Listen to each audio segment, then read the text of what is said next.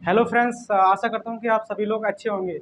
अभी हाल ही में बांग्लादेश क्राइसिस का बहुत ज़्यादा चर्चा चल रहा है।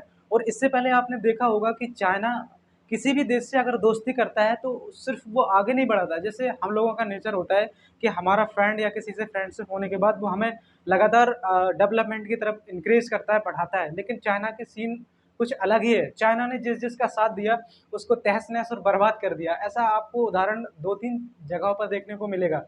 अगर आप दक्षिण में जाना चाहेंगे एशिया के, तो सिर्फ आपको श्रीलंका वहाँ पर एक अच्छा सा उदाहरण मिल जाएगा। और आप अपने वेस्ट में आएंगे तो पाकिस्तान को आप जानते हैं, नॉर्थ वेस्ट में, कि किस तरीके से पाकिस्तान को उसने अपने कर्ज जाल में फंसा लिया। और पहले तो बोलता रहा मैं आपके यहाँ इतना बड़ा इन्वेस्टमेंट लाऊंगा, चाहे वो जो पाकिस्तान इकोनॉमिक कॉरिडोर है, चाइना पाकिस्तान इकोनॉमिक कॉरिडोर के जरिए बहुत बड़ा इन्वेस्टमेंट लाएंगे। लेकिन धीरे धीरे कहीं ना कहीं उसका इन्वेस्टमेंट इतना डिमोलिश हो गया, क्योंकि जब तक वहाँ के स्थानीय लोगों का सपोर्ट नहीं होगा कोई भी डेवलपमेंट या प्रोजेक्ट सफल नहीं हो सकता। और दूसरी बात, मानवीय विरोध के कारण ये प्रोजेक्ट वहीं पर लटके हुए हैं।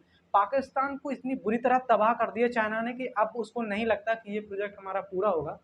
और आप अभी सुन रहे हैं अफवाहों में कि वहां पर भी इतने क्राइसिस आए कि पाकिस्तान को पूरी तरह से बर्बाद कर दिया। अब पाकिस्तान कह रहा, जो चाइना कह रहा है कि नहीं, हम दोनों लोग इस प्रोजेक्ट को मिलकर नहीं कर सकते, किसी तीसरे देश को आमंत्रित करना चाहिए। तो ऑब्वियसली बात है, भारत तो पहले से विरोध करता है कि हमारे भूमि पर आप इस तरीके से गतिविधि कर रहे हैं, हम आपका सपोर्ट नहीं करेंगे। तो कहीं ना कहीं वो प्रोजेक्ट भी खत्म हो गया ऑलमोस्ट। अब आप श्रीलंका के सीन को देखेंगे तो कहीं ना कहीं चाइना ने उनको ऋण दिया। और चाइना की पॉलिसी है डेप्ट ट्रैप पॉलिसी, यानी ऋण जाल में फंसाना किसी भी देश को और पूरी तरह से बर्बाद कर देना। तो चाइना को उसने जब ऋण दिया तो उसको भी बड़े बड़े वादे दिखाए थे, बड़े बड़े सपने करे थे कि आपके यहाँ इतना इन्वेस्टमेंट आएगा, लगातार एफडीआई आपका बढ़ेगा और यहाँ पर फॉरेक्स रिजर्व भी बढ़ेगा। क्योंकि ऑब्वियसली जब किसी देश में वहाँ कंपनी आती है तो बहुत बड़ा इंफ्रास्ट्रक्चर डेवलप होता है। और जब इंफ्रास्ट्रक्चर डेवलप होता है तो कहीं ना कहीं आपके यहाँ का वर्क फोर्स ही अप्लाई होता है। आपके बने गुड्स प्रोडक्ट सारी चीज़ें वहाँ यूज़ करी जाती हैं एज ए बिजनेसमैन के तौर पर। बड़ी बड़ी कंपनियां आती हैं तो कहीं ना कहीं धन तो संप्रेषित वहाँ पर आता ही है और बहुत सारे ग्रोथ भी होते हैं। तो चाइना का सीन यही है कि किसी भी छोटे मोटे देश को कर्ज दे दो। और अक्सर वो ऐसे प्रोजेक्ट पे पैसा लगाता है जो प्रोजेक्ट पहले से फ्लॉप चल रहा है या चले ही ना। लेकिन ऋण लेने वाले देशों को खासकर ये याद रखना चाहिए, चाइना का ये रवैया हमेशा रहा है कि उसको अपने जाल में फंसाओ और इसके एवज में उनसे कोई सुरक्षा की दृष्टि से, अपितु उस देश की सुरक्षा की दृष्टि से नहीं, उसके पड़ोसी देशों की सुरक्षा की दृष्टि से जो चीज़ें या जो लोकेशंस महत्वपूर्ण होती हैं उनको वो मांग लेता है अपने कर्ज के बदले पे। तो कहीं ना कहीं चाइना पूरी तरह से इस पॉलिसी को पूरे अपने बेल्ट एंड रोड इनिशिएटिव के जो कंट्रीज हैं या टच में जो कंट्रीज हैं या जिन जिनका एग्जिस्टेंस इस road belt and road initiative से कनेक्टिविटी बनती है, उन सबको ऐसा ही करना चाहता है। लेकिन बांग्लादेश ने हाल ही में अपनी मित्रता या भारत की फॉरेन पॉलिसी की वजह आप समझें इतना अच्छा माकूल जवाब दिया है कि चाइना को, चाइना की आदत ही है किसी भी कंट्री में जब फाइनेंशियल क्राइसिस आता है तो अपने मुट्ठी भर पैसे लेकर उनको खरीदने, यही कह सकते हैं हम, खरीदने की मंशा से वहाँ चलता है। लेकिन बांग्लादेश में इस क्राइसिस के पीछे ऐसा नहीं कर पाया वो, तो पूरी तरह से तिलमिलाया हुआ है। दूसरी बात, श्रीलंका में अभी जो अपना वो एक जहाज भेज रहा था जो रडार बेस था, जो ज़्यादातर अपने नज़दीकी इलाकों की निगरानी करने के, कि जासूसी जहाज, जहाज आप कह सकते हैं, वो भेज रहा था। कहीं ना कहीं भारत की जो पॉलिसी है उसके इन्फ्लुएंस से अभी श्रीलंका ने उस जहाज को यहाँ पर आने से डिले कर दिया कि आप एक सप्ताह बाद आएँ। तो भारत की फॉरेन पॉलिसी की वजह से चाइना को बहुत सारे पुशबैक देखने को मिल रहे हैं। लेकिन जब बांग्लादेश के फाइनेंस मिनिस्टर को इस चीज़ के लिए ऑफर करा गया कि आपके यहाँ फाइनेंशियल क्राइसिस चल रहा है तो आप हमसे कुछ पैसे ले लेंगे, तो हम आपके यहाँ इन्वेस्टमेंट भी दे देंगे, तो कुछ पैसे आप ले लो हमारे से। लेकिन चाइना के बांग्लादेश के फाइनेंस मिनिस्टर ने सॉरी स्पष्ट तौर से तो मना नहीं करा। लेकिन जैसे ही चाइना के फाइनेंस मिनिस्टर वहाँ से गए तो बांग्लादेश के फाइनेंस मिनिस्टर ने स्पष्ट कह दिया, बांग्लादेश तो कभी आपसे कर्ज ले ही नहीं सकता। और मैं सजेशन देना चाहूँगा कि जो भी कॉमनवेल्थ कंट्रियाँ हैं जो पहले कॉलोनी युग से गुजरे हुए हैं, कुछ समय पहले जो ब्रिटेन के अंडर काम करते थे, या मैं गुलाम तो आज नहीं कह सकता क्योंकि सभी लोग धीरे धीरे फ्रीडम लेके अपने साइड में आ चुके हैं। तो उन्होंने मना कर दिया और साथ में ये भी संदेश दिया कि डेवलप कंट्रियों को इन समय चाइना से लोन बिल्कुल नहीं लेना चाहिए। तो चाइना की वहाँ से गजब बेइज्जती हो गई। बस चाइना हमेशा ऋण जाल में फंसाकर ये सारी चीज़ें करना चाहता है। तो हमने तो ये समझे कि चाइना की किस तरीके से यहाँ पर मिमिक्री बनी है। पूरी दुनिया में बन रही है, वो हम चर्चा का विषय बाद में डिस्कस करेंगे।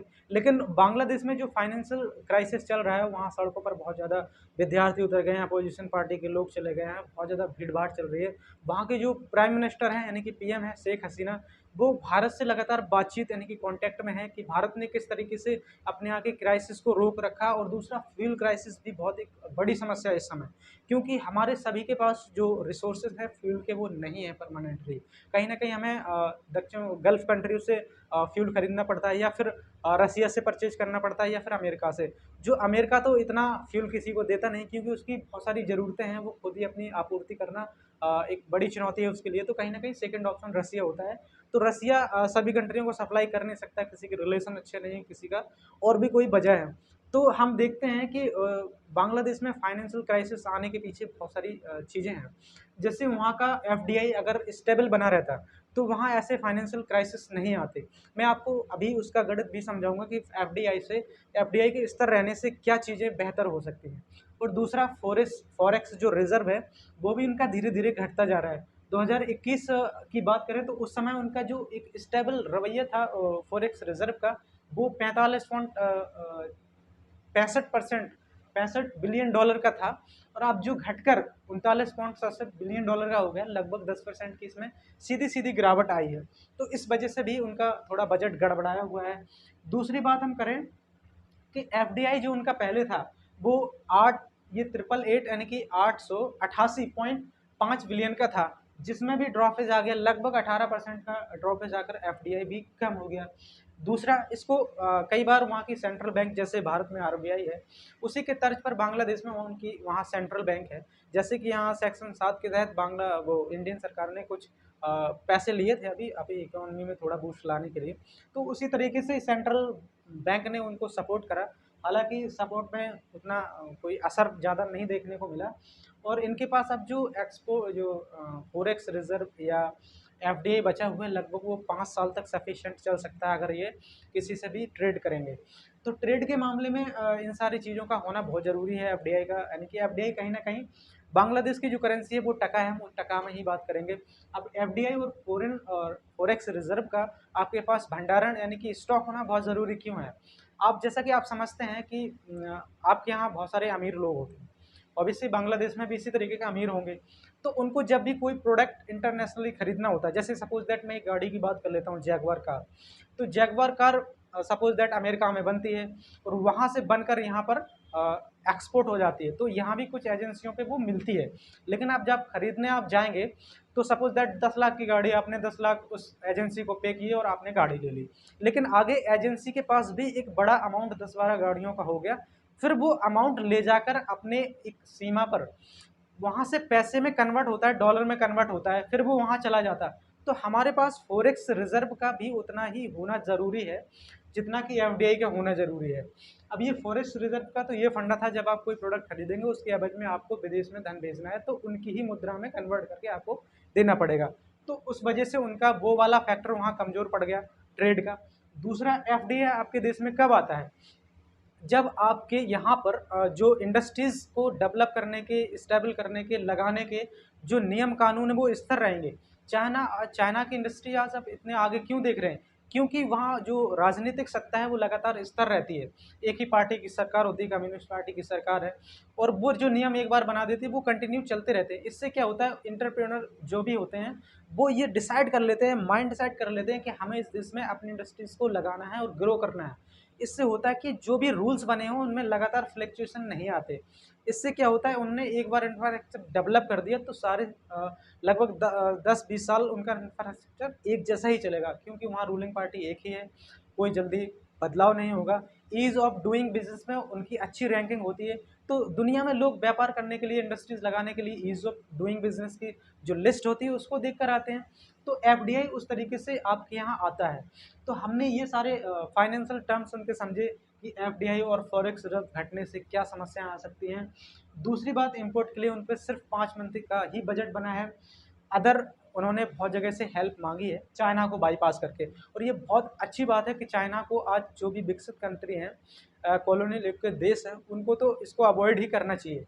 और दूसरी बात, जिन लोगों ने उनसे कर्ज ले लिया है, तो उनको प्रोजेक्ट को कभी पूरा ना होने देना, इसमें ही समझदारी है, क्योंकि प्रोजेक्ट जब तक पूरा नहीं होगा तो ऐसे ही लटका रहेगा, और जब लटका रहेगा तो कहीं ना कहीं तीसरा देश, चौथा देश उसमें इन्वॉल्व होगा, तो कहीं ना कहीं चीज़ें फाइनेंशियल तौर पे एक अच्छे बेटर गुड्स वे में जाएंगी, और कहीं ना कहीं फिर वो ऋण चुकाने के तरफ इशारा करेंगे या उसकी स्ट्रेटेजी बनेगी। लेकिन आपकी महत्वपूर्ण जगहों को हजम करने की और एक कब्जा करने की बात नहीं आएगी, मैं ऐसा सोचता हूँ। हालांकि शेख हसीना जी हैं भारत के फॉरेन डिपार्टमेंट से लगातार कनेक्टिविटी बनाए हुए हैं कि किस तरीके से भारत ने अपने यहाँ फ्यूल प्राइस को कम रखा। एक सबसे बड़ी वजह है सड़क पर जो जन सुविधाएं होती हैं उनमें अगर इंक्रीमेंट होता है तो पब्लिक सीधे तौर पर सरकार का विरोध करने लगता है। जैसा कि भारत में फ्यूल के प्राइसेस इतने बैलेंस रखे हैं, लेकिन बांग्लादेश में आपको पता होगा, ये फैक्ट जानकर आपको चौंक जाएंगे कि बांग्लादेश में सीधी सीधी फ्यूल की कीमतें 50% इंक्रीज कर दी गई। सपोज दैट आपके यहाँ अगर 100 रुपये लीटर पेट्रोल मिलता है, तो वहाँ पर 50% कीमतों का मतलब है कि 50 रुपये इसमें और ऐड कर दिए। अब यही फ्यूल पर लीटर 150 रुपये मिल रहा है, तो 50% का इजाफा हुआ। जब से 1971 से बांग्लादेश का निर्माण हुआ उस समय से अभी तक ये बहुत बड़ा यानी कि हाइक हुआ प्राइस। तो कहीं ना कहीं बांग्लादेश एक फाइनेंशियल क्रिटिकल सिचुएशन में है इस समय। उसको अपने बहुत ही कॉन्शियस टाइप से किसी भी देश के साथ साथ रहना चाहिए और ऋण जाल से बेसिकली बचना चाहिए। तो इसी तरीके के इन्फॉर्मेटिव वीडियो देखने के लिए और एडिशनल जानकारी के रूप में मैंने यहाँ पर ऐड किया, आपको अपने पड़ोसी देश की पॉपुलेशन को भी ध्यान रखना होगा, क्योंकि कहीं ना कहीं बेरोजगारी का मुद्दा बहुत ज़्यादा हावी है पूरे देश में। आज हमारे देश की सरकार है, अभी तो विदेश की सरकारें भी बेरोजगारी पर बात नहीं करना चाहती। आप आज़ादी का 75वां साल मना रहे होंगे आज, लेकिन बेरोजगारी और बेरोजगार युवा की कहीं चर्चा नहीं मिलेगी। हमें कहीं ना कहीं इस चीज़ों को देखना चाहिए कि कैसे भी रूलिंग पार्टियां, गवर्नमेंट इन सारे रूलों को बाईपास करके अपना दिमाग डाइवर्ट करवा के बहुत सारे बेरोजगारी के मुद्दों को छोड़ देती है। सपोज दैट आप अपने कॉन्शियस माइंड में डाल लें कि सिर्फ हमें उस चीज़ का निदान चाहिए जो आज बड़ी परेशानी का सबब बना हुआ है। भारत में लगभग 60-70 हज़ार विद्यार्थी ऐसे हैं जो बहुत ही क्रिटिकल कंडीशन में हैं, जो सुसाइड करने के अटैम्प्ट में हैं। बहुत सारी जगहों पे आज न्यूज़पेपर भरे पड़े हैं कि एक युवा ने ऐसा कर लिया जॉब ना मिलने की वजह से। तो कहीं ना कहीं देश में बहुत सारी अपॉर्चुनिटी हैं। ये रूलिंग पार्टी को देखना पड़ेगा कि हमारे यहाँ एक समय ऐसा आए जब हमें नौजवान ढूंढने से ना मिले कि उसके लिए हमें इतनी वैकेंसियों के लिए इतनी लड़कों की ज़रूरत है, जबकि भारत में बहुत सारे रिसोर्सेस हैं, उनको रोजगार दिया जा सकता है। लेकिन रूलिंग पार्टी की सिर्फ मनसाएं होनी चाहिए। जब तक मनसाएं साफ नहीं होंगी, आपके इरादे साफ नहीं होंगे, आप डेवलपमेंट और ग्रोथ कर ही नहीं सकते। ये सिर्फ झूठे मूठे वादों से कुछ नहीं होने वाला। तो मैं विद्यार्थियों को यही सलाह देता रहूँगा कि आप इसी तरीके के वीडियो देखने के लिए, आपको करंट सिचुएशन से जोड़ने के लिए मैं पर्याप्त कंटेंट दे पा रहा हूँ या नहीं दे पा रहा हूँ, इसके लिए आप मुझे कमेंट में सजेस्ट जरूर करें। और आप हमारे यदि चैनल पर नए हैं तो आप एक लाल कलर का हेडिंग देख रहे हैं, वो उस पर सब्सक्राइब लिखा होता है। बेसिकली उसको आराम से टच करना है, जिससे होगा कि हम जब भी आपको कोई सूचना देना चाहेंगे या नया वीडियो आएगा तो आपको सबसे पहले उसका नोटिफिकेशन मिल जाएगा, और एक थिम्बल का साइन होगा जिससे आपको हल्के से टच करना है। इससे मुझे मोटिवेशन मिलेगा कि मैं कुछ अच्छा काम कर रहा हूँ और आप लोगों में